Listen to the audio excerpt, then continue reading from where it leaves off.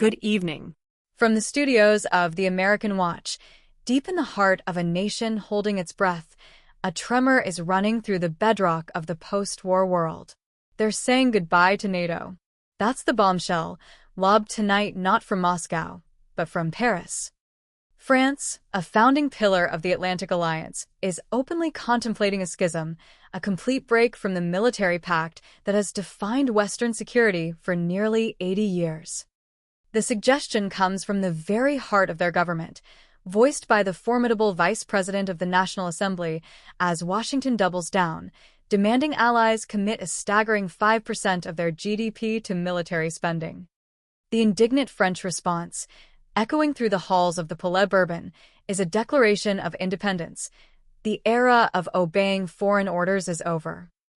And as this firestorm brews in Europe, a ghost from NATO's recent past, former Secretary General Jens Stoltenberg himself, drops another bomb. He's calling for talks with Russia, urging the West to build a new architecture for arms control. When even the high priests of the establishment begin to waver, you have to ask the question, the one that sends a chill down every spine in the Pentagon and the State Department, is the most powerful military alliance on the planet beginning to crumble? The details are unsettling, and they are coming up now. One of the heads of the Hydra is preparing to sever itself. NATO, the great Leviathan, is beginning to fracture. That's the unmistakable picture taking shape in Paris tonight, where a voice of significant political weight and official capacity, that of Clémentine Gautier, the Vice President of the French National Assembly, has put into writing something that would have been dismissed as fringe lunacy just a few years ago. The proposal to pull France out of NATO isn't some isolated outburst from a backbencher. It's a meticulously crafted project, a political initiative that is beginning to take on the chillingly real form of institutional policy. Gautier, a central and commanding figure in the La France Insoumise party, didn't make this declaration at a fiery street rally or a fringe podcast. She delivered it from the floor of the Parliament, the very heart of the French Republic. There, in measured but unyielding tones, she methodically dismantled the case for her country's continued membership in the Atlantic Alliance. It has become, in her precise and damning words, both undesirable and unacceptable. This conclusion was not reached on a whim.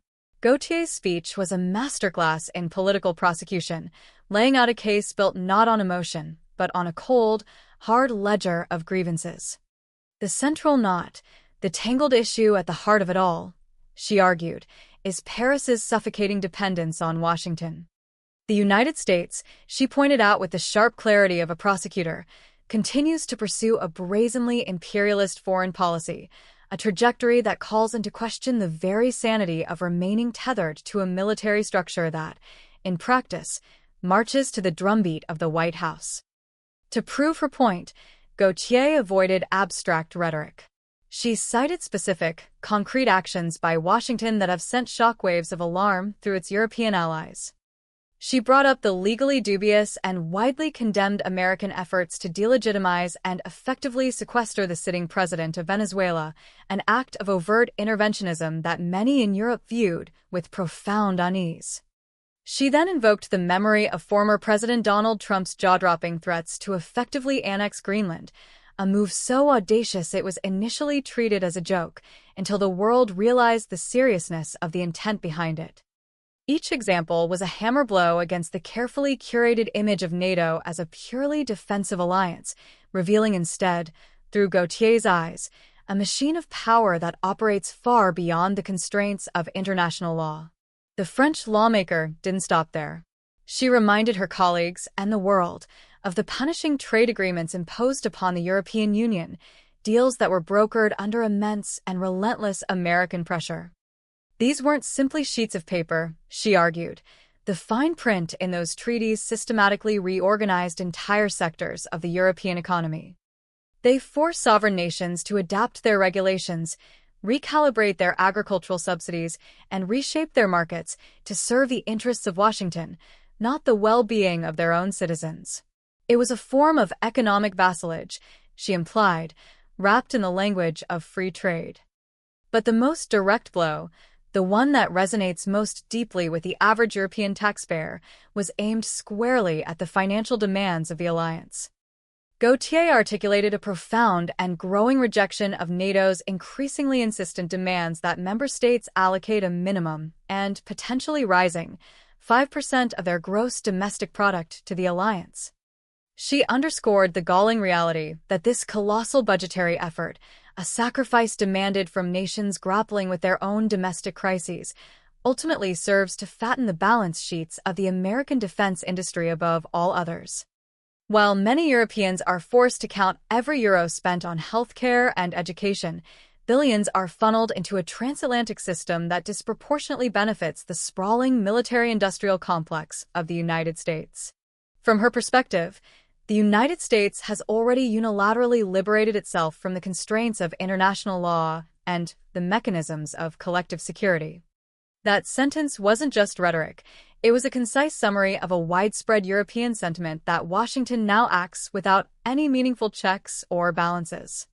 It drags the European Union along into a position she described as a dependent partner, forced to applaud decisions it never made and which, more often than not, are detrimental to its own interests.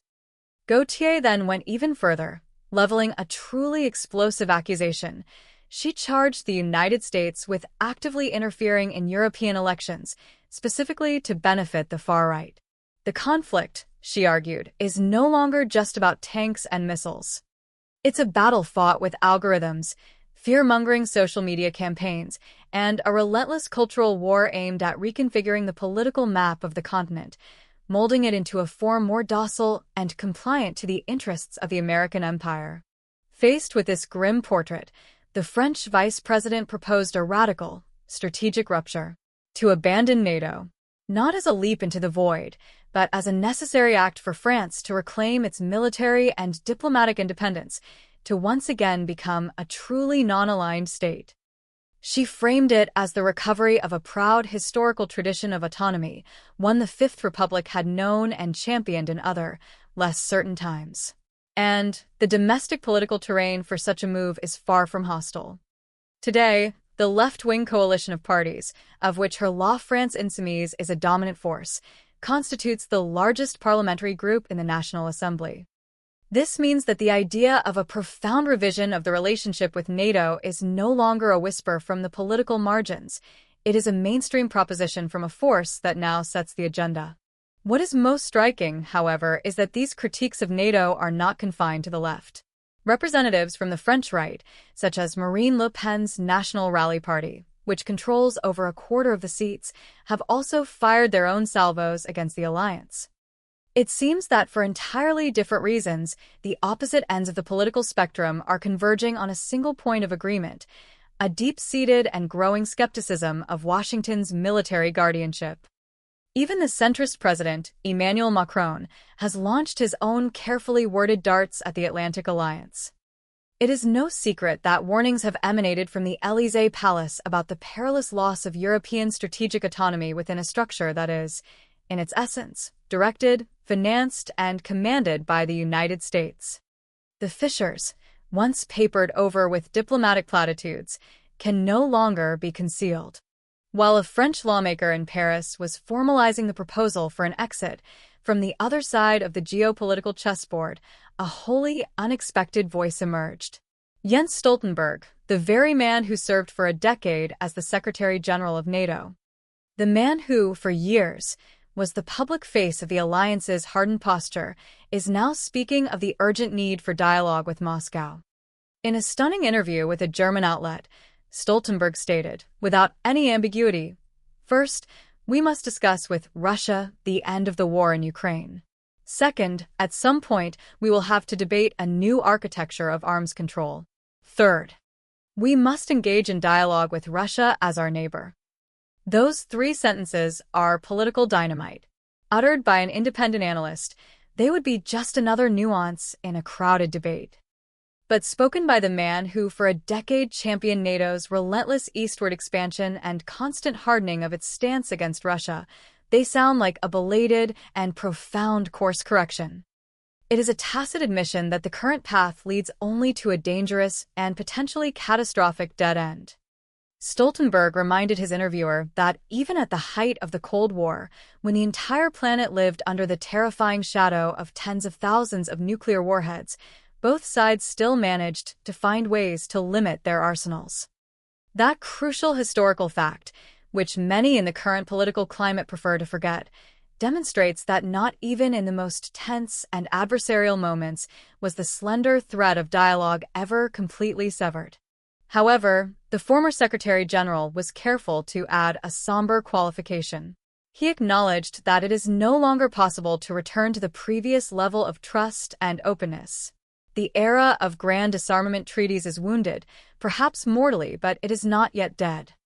Hence his insistence that even if friendship is impossible, communication must exist. There is simply too much at stake to rely solely on incendiary speeches and provocative military exercises. To give context to his words, Stoltenberg reminisced about his own personal relationship with Vladimir Putin. He recounted how he first met the Russian president back in the year 2000, when he had just become the Prime Minister of Norway. Between the two of them, he said, a long and close working relationship was built, one that allowed them to hammer out concrete and mutually beneficial agreements. He enumerated a list of successes: energy pacts, the formal demarcation of their shared border in the Barents Sea, and even a visa waiver program for the border region of Kirkens. Today, we are very far from that, he remarked with a tone of regret, but that does not mean we should not communicate. Within that single sentence lies an implicit, powerful admission: the policy of total rupture has failed. Experts are pointing out that this unexpectedly conciliatory tone emerged shortly after the Russian armed forces launched a particularly devastating missile barrage across Ukraine in early January. The message from that escalation was brutally clear. Every new round of escalation demonstrates that Europe is sitting on a nuclear powder keg, and many in the West are finally, belatedly, starting to do the grim arithmetic. The American journalist Tucker Carlson was even more crude in his assessment when he warned that Russia possesses, and could potentially use, a nuclear-capable hypersonic missile against European nations. Regardless of one's sympathies or political allegiances, the mere concept of such a weapon streaking across the European sky forces a radical revision of long-held dogmas. It compels us to ask the terrifying question of who, exactly, is pushing whom toward the abyss. It is within this climate of existential fear that the French initiative acquires a completely different dimension. This is no longer simply a gesture of national sovereignty or a matter of Gaullist pride. It has become an existential question for the entire continent. Should France remain bound to a military structure where the key decisions are made in Washington, even when that path demonstrably increases the direct risk to its own cities?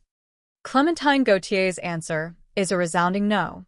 For her, every unilateral move by the United States, from its interventionist policies in Latin America to its territorial ambitions in the Arctic, confirms that NATO has become little more than a tool for a brazenly imperialist policy.